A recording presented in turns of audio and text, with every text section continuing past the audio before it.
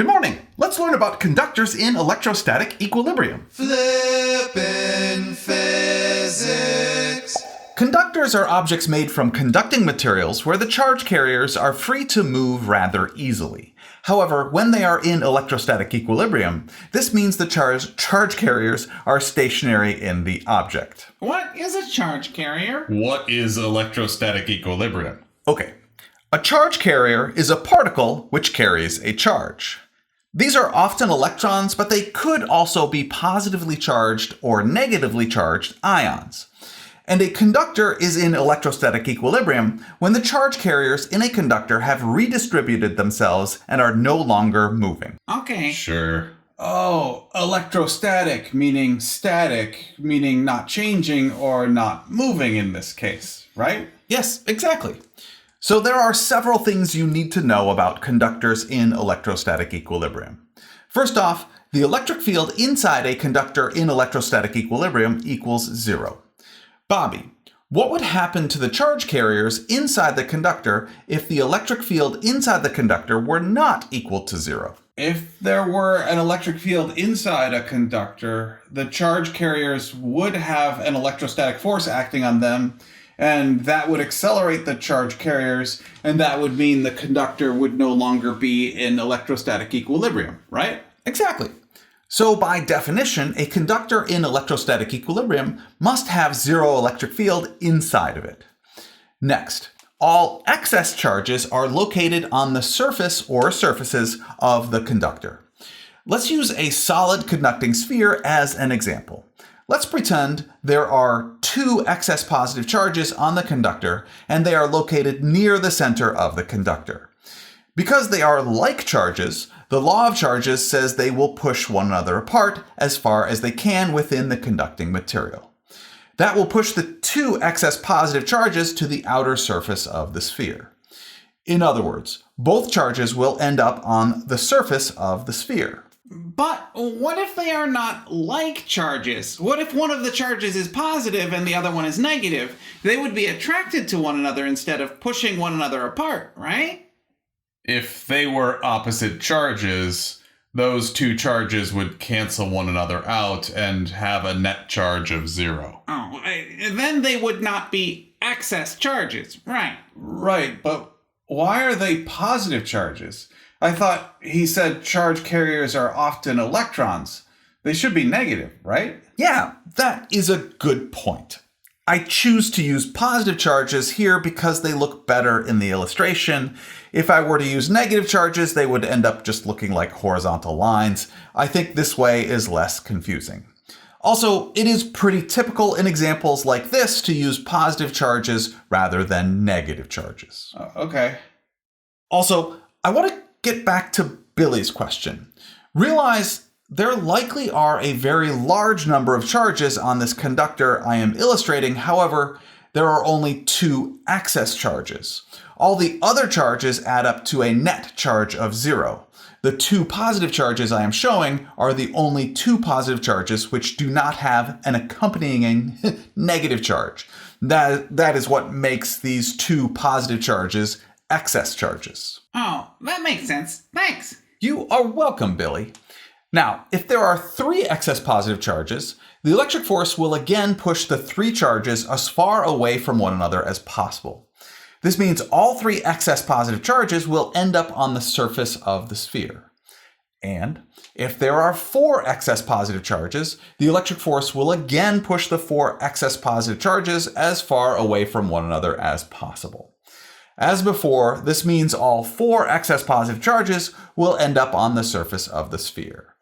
And we could keep doing this, however, you should be able to recognize that no matter how many excess charges there are, all of them will end up on the surface of the sphere. This shows that all the excess charges inside a conductor in electrostatic equilibrium will be on the surface of the conductor.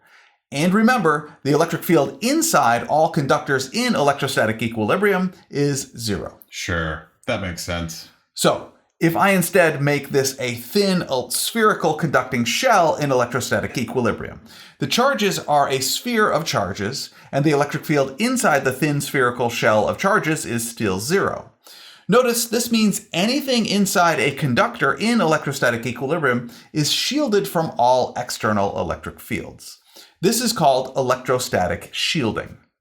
In the 1800s, Michael Faraday built what is now called a Faraday cage, basically a metal room in which he would stand. The room would be zapped with high voltage discharges and he would remain unharmed. That is an example of 19th century science entertainment. And actually 21st century science entertainment as well, because here is my friend Mr. Beck in a Faraday cage at the Singapore Science Center in 2010. And here we go!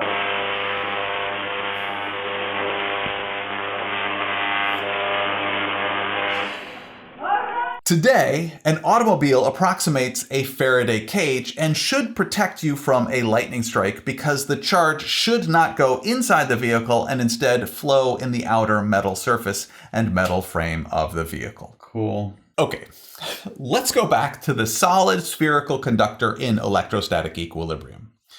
The next thing to know about conductors in electrostatic equilibrium is that the electric field just outside the surface of a conductor in electrostatic equilibrium is perpendicular to the surface of the conductor.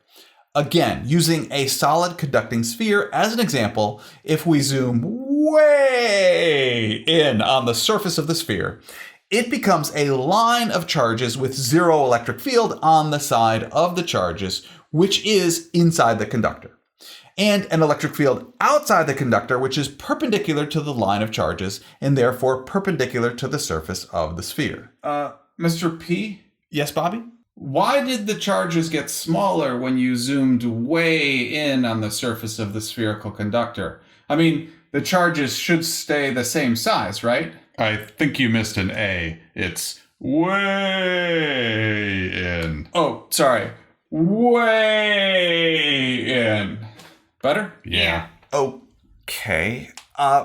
Realize the plus symbol I am using here to represent a charge carrier is just a visual representation of that charge carrier. In reality, they are exceptionally small. For example, the diameter of a single typical atom is roughly 0.3 times 10 to the negative 10 meters, or 0.000000003 meters. So yeah, these plus signs are just a way for us to visualize the charges and have no bearing on the size of the charge carriers. Wow. I get it. Sure. All right. The electric field is perpendicular to the surface of the conductor because the surface of a conductor in electrostatic equilibrium acts similar to an infinitely long line of charges. Let's isolate two charges and identify them as charge 1 in blue and charge 2 in red. Each of these charges causes an equal magnitude electric field at a location halfway between the two charges. We can resolve those two electric fields into their components in the directions which are perpendicular to the surface of the conductor and parallel to the surface of the conductor. And now let's switch to only having the components of the electric field vectors. And you can see the two components of the electric field which are parallel to the surface of the conductor cancel one another out because they are equal in magnitude and opposite in direction. And the two components of the electric field which are perpendicular to the surface of the conductor add because they are in the same direction. This means the electric field at this point from those two charges is perpendicular to the surface. Now, because the line of charges acts like an infinitely long line of charges, you can do this with every charge at every location along the surface of the conductor and determine that the electric field must be perpendicular to the surface of a conductor in electrostatic equilibrium. Yep, this is why the electric field just outside the surface of a conductor in electrostatic equilibrium is perpendicular to the surface of the conductor. Mr. P? Yes, Billy? What if there are other charged objects causing electric fields which interfere with the electric field from the conductor in electrostatic equilibrium? Those external electric fields would affect the net electric field, right? Good question, Billy. As the location gets farther away from the surface of the conductor, the net electric field may no longer be perpendicular to the surface of the conductor because other electric fields may change the net electric field from all the objects. The point here is that right near the outside surface of a conductor in electrostatic equilibrium, the effect of external electric fields is negligible, and the electric field is perpendicular to the surface of the conductor. Okay, that makes sense. Good. Now let's zoom back out. And what you see is that I have replaced our isolated solid spherical conductor in electrostatic equilibrium with an isolated solid irregularly shaped conductor in electrostatic equilibrium. You can see the charges are no longer evenly distributed along the surface of the conductor. However, the charges have rearranged themselves such that the electric field is still perpendicular to the surface of the conductor, because if there were a component of the electric field which was parallel to the surface of the conductor, the charges would experience an electric force parallel to the surface of the conductor, and the conductor would no longer be in electrostatic equilibrium. In other words, the charges arrange themselves to reach electrostatic equilibrium with an electric field which is perpendicular to the surface of the irregular shape. Okay, let's return back to the isolated solid spherical conductor in electrostatic equilibrium, so that you can see what the electric field which surrounds an isolated spherical conductor in electrostatic equilibrium looks like.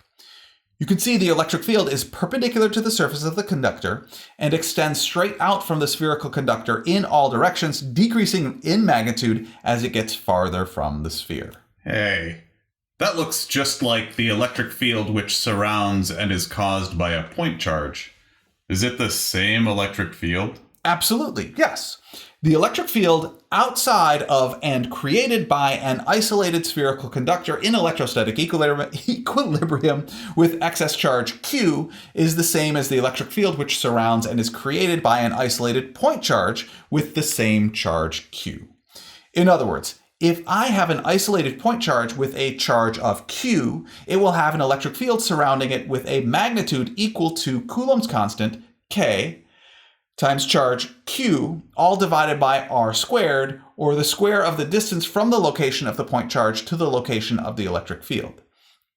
If instead we have an isolated spherical conductor in electrostatic equilibrium with an excess charge of the same value, capital Q, the electric field which surrounds the conductor will also equal Coulomb's constant times charge capital Q, all divided by the square of the distance from the center of the conductor to the location of the electric field.